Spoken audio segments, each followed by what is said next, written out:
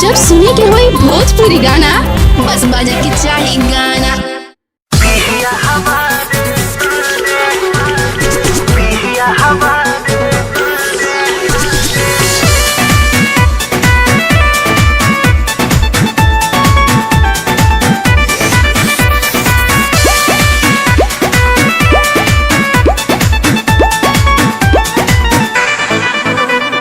सास गईली नहीं हर रहो तोरे ससुर जी दुआरे। सास गईली नहीं हर रहो तोरे ससुर जी दुआरे। देखे लो जब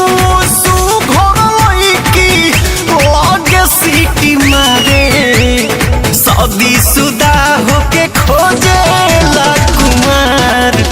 सखी पिया हमारे। शादी शुदा होके खोजे कुमार सखी पिया हमारे।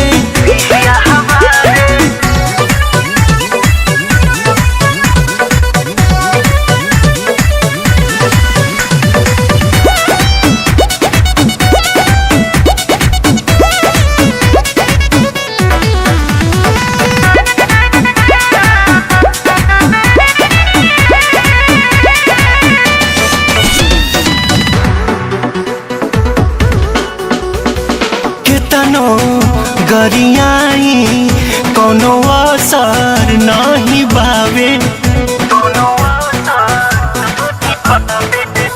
हम केतनो गरियाई कोनो असर नहीं बावे। सिम रखले बाटे 4 गो उ बदल के बतियावे। सोचले न रही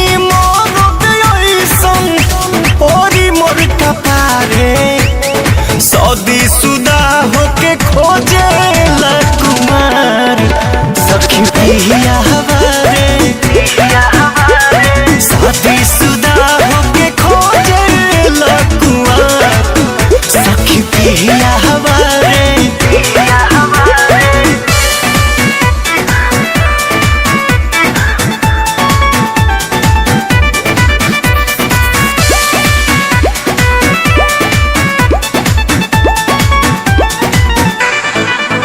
कॉलेजिया स्कूलिया के गेटवा पर जाए।